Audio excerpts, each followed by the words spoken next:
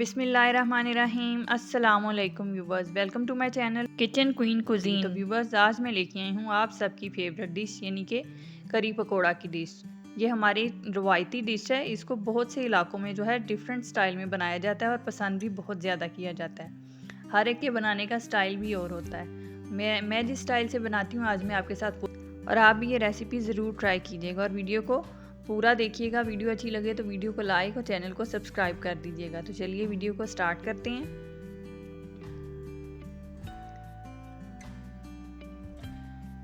इसके लिए मैंने लिया था आधा कप दही और इसकी मैंने बना ली थी लस्सी। अब मैं इसमें डालूंगी 2 चम्मच, जो खाना बनाने वाले चम्मच हैं, ये मैं डालूंगी इसमें बेसन और इसको मिक्स कर लेंगे। अगर ये आपसे चम्मच के साथ मिक्स ना हो पाए तो आप इसे ग्राइंड भी कर सकते हैं, ताकि इसमें जो बबल्स बनते हैं वो ना बने।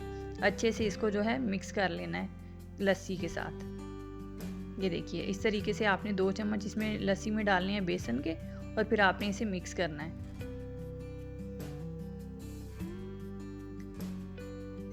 अगर आप इसे इस तरीके से मिक्स ना कर पाएँ तो आपने इसको ग्राइंडर में डालकर ग्राइंड कर लेना है, ताकि ये बहुत अच्छे से मिक्स हो जाए।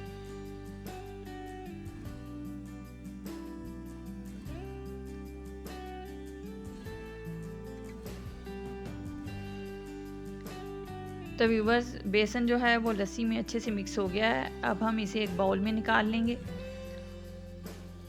इस तरीके से।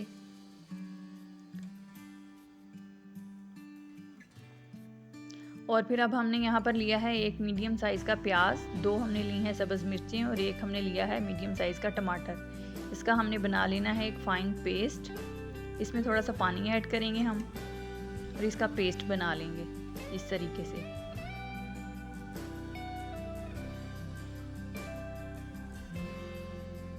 और इसमें आपने डालना है लहसुन अदरक। अब मैंने पेस्ट बना के रखा था तो मैंने इसीलिए इसके साथ नहीं डाला। मैं जब इसको पकाऊंगी तो तब डालूंगी। अगर आपके पास पेस्ट ना बना हुआ हो तो आप इसमें 4 से 5 जवे जो हैं वो लहसुन के और छोटा सा पीस एक अदरक का डाल के उसको भी इसके साथ ही आपने ग्राइंड कर लेना है, ताकि सारी जो इंग्रेडिएंट्स हैं उसका मिक्सचर एक साथ बन जाए।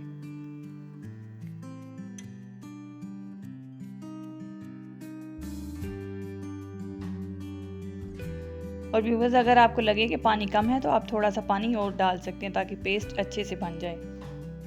तो व्यूवर्स, हमने प्याज, टमाटर और सब्ज़ मिर्चों का जो पेस्ट बनाया था वो यहाँ पर अच्छे से बन चुका है, जैसा कि आप देख रहे हैं। अब हम अपना नेक्स्ट प्रोसेस स्टार्ट करेंगे। वीडियो अच्छी लगे तो वीडियो को लाइक और चैनल को सब्सक्राइब कर दीजिएगा। यहाँ पर हमने लेना है एक पैन और इसमें डालेंगे हम 1/2 कप कुकिंग ऑयल। फ्लेम को करेंगे ऑन। फ्लेम होगा हमारा मीडियम टू लो, यानी कि जिसे दम वाला फ्लेम कहते हैं ना, उस फ्लेम पे बनाएंगे हम। ज़्यादा हाई या ज़्यादा मीडियम पे नहीं बनाना हमने, क्योंकि कड़ी जो है वो ख़राब ना हो जाए। हमने इसमें डाला है 1/2 कप कुकिंग ऑयल, और जो अभी हमने पेस्ट बनाया था वो हम इसमें ऐड करेंगे। ये देखिए, अब ये पेस्ट जो अभी हमने बनाया था ये ऐड करेंगे। अच्छे से हमने इसे निकाल लेना पैन में। तो व्यूवर्स, लस्सी जो है वो खट्टी होनी चाहिए। अगर लस्सी आपकी खट्टी ना हो तो आप उसमें नींबू डालकर उसे खट्टा कर सकते हैं। और फिर हम इसमें ऐड करेंगे 1 टीस्पून रेड चिली पाउडर, यानी कि 1 टीस्पून हमने डालनी है सुरख मिर्च। 1 टीस्पून हम इसमें डालेंगे धनिया पाउडर, और इसमें हम डालेंगे 1 टीस्पून करी पाउडर, और इसमें हमने डालना है 1 टीस्पून ज़ीरा पाउडर, और 1 पिंच यानी कि 1 चुटकी आपने डालना है इसमें हल्दी पाउडर। अब इन तमाम चीज़ों को जो है आपने अच्छे से मिक्स कर लेना है, और इसमें आपने डालना है 1.5 टीस्पून नमक का, और इन तमाम मसाला जात को अच्छे से आपने मिक्स कर लेना है। इस तरीके से इसे पकने दें। आपने इसको 10 मिनट तक पकाना है, जब तक इसका ऑयल निकल आए, ताकि मसाला जो है हमारा अच्छे से बन जाए। अब हम आपसे मिलते हैं 10 मिनट few moments later. तो व्यूवर्स, जैसा कि आप देख रहे हैं कि मसाला जो है वो अच्छे तरीके से बन चुका है। इसका अच्छा सा पेस्ट बन गया है, जैसा कि आप देख रहे हैं ऑयल भी निकल आया है। अब हम इसमें ऐड करेंगे जो हमने बेसन जो मिलाया था लस्सी में, उसको हमने ऐड कर दिया है। और अब हमने इसको हल्की आंच पर पकाना है तकरीबन 1 घंटे के लिए। ये बहुत जल्दी पकने वाली रेसिपी नहीं है, इसमें ज़रा आपको तहम्मुल से काम लेना होगा। लो फ्लेम पे आप इसे बनाएंगे। अब इसको कवर करके रख देंगे और अब हम आपसे मिलते हैं 1 घंटे के बाद।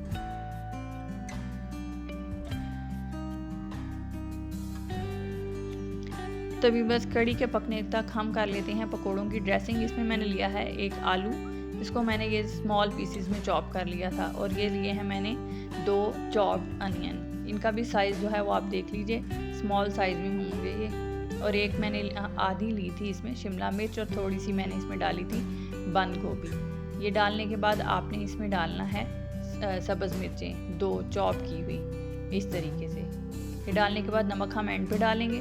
अब हमने डालना है 1 टीस्पून इसमें डालना है चिली फ्लेक्स यानी कि दरा मिर्च, और 1.5 टीस्पून हम इसमें डालेंगे धनिया पाउडर। 1 टीस्पून हमने इसमें डालना है सुरख मिर्च पाउडर। 1 चुटकी हम डालेंगे इसमें हल्दी का, और हमने डालना है 1 टीस्पून इसमें अजवाइन, और 2 टीस्पून हम इसमें डालेंगे ज़ीरा पाउडर। अजवाइन के साथ इसका टेस्ट बहुत ही ज़्यादा इन्हेंस होगा, ये ज़रूर डालिएगा। और 1 हमने टीस्पून डाला है इसमें चाट मसाले का, ये भी बहुत ज़्यादा फ्लेवर देता है हमारे पकोड़ों में, तो ये भी आप एक बार ज़रूर ट्राई कीजिएगा। अब इस तमाम मिक्सर को अच्छे से मिक्स कर लीजिए ताकि तमाम मसाला जात जो हैं वो तमाम सब्जियों में अच्छे से मिक्स हो जाएं। इस तरीके से आपने इसे मिक्स कर लेना है। उसके बाद आपने इसमें डालना है बेसन आप इसमें डालेंगे 4 से 5 टेबल स्पून। ज़्यादा बेसन आप इस्तेमाल नहीं करेंगे, बेसन जितना कम होगा पकोड़े उतने ही ज़्यादा मज़ेदार और क्रिस्पी बनेंगे। इस तरीके से आपने इसे मिक्स कर लेना है अच्छे से।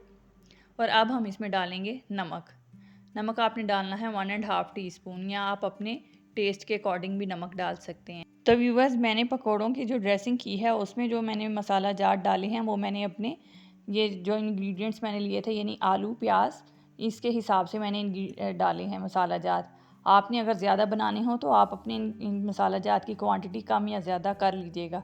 फिर आपने इसमें डालना है 1 पिंच फूड कलर, और इसको अच्छे से आपने मिक्स कर लेना है।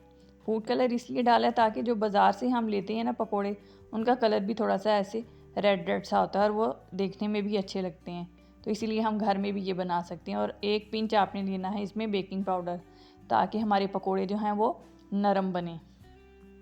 फिर आपने इस तमाम ड्रेसिंग को जो है वो अच्छे से मिक्स कर लेना है, और इसको आपने आधे घंटे के लिए छोड़ देना है। अब यहाँ पर हमने लिया है एक पैन, और इसमें डाल लिया है कुकिंग ऑयल। ऑयल जो है वो हमारा पहले से गर्म होना चाहिए ताकि पकोड़े जो हैं वो अच्छे से क्रिस्पी बने। ये देखिए इस तरह से जैसे बबल्स बन रहे हैं ना, इसी तरह से आपका भी ऑयल गर्म होना चाहिए। अब हम इस तरीके से पकोड़ों का साइज़ जो है, जो कड़ी के लिए पकोड़े बनाए जाते हैं उसमें पकोड़ों का साइज़ जो है वो छोटा होता है, ना ज़्यादा बड़े होते हैं और ना ही ज़्यादा छोटे, बस स्मॉल साइज़ के पकोड़े जो कि अच्छे लगें कड़ी में। इस तरीके से आपने डाल देने हैं।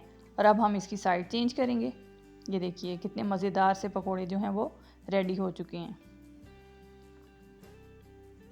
तो व्यूअर्स, जैसा कि आप देख रहे हैं कि पकोड़े रेडी हो चुके हैं। अब हम इन्हें डालेंगे कड़ी में। तो व्यूअर्स, यहाँ पर हम बनाएंगे मज़ेदार सा तड़का। पकोड़े बनाने के बाद जो ऑयल बचा था हम वही ऑयल यूज़ करेंगे। इसमें हमने डालना है 1/2 टीस्पून साबुत ज़ीरा, और हमने डालना है 1/2 टीस्पून इसमें दड़ा मिर्च, और हमने डालना है स्मॉल पीस इसमें डालेंगे हम एक छोटा सा पीस दालचीनी का। 4 से 5 आपने काली मिर्चें डालनी है, 1 आपने करी पत्ता डालना है, और 1 आपने बड़ी इलायची डालनी है, और इसको आपने 4 से 5 सेकंड के लिए फ्राई करना है। बहुत ही मज़ेदार सा ये तड़का बन गया है।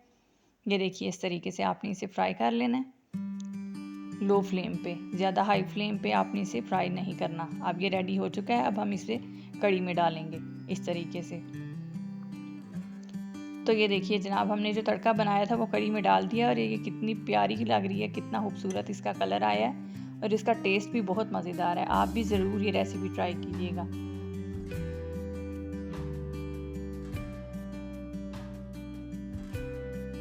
और फिर आपने इसको मिक्स करना है ताकि इसका जो फ्लेवर है वो कड़ी में मिक्स हो जाए, और इसका जो फ्लेवर है वो और ज़्यादा इन्हेंस हो जाए। इस तरीके से देखिए इसका कलर कितना खूबसूरत आ गया।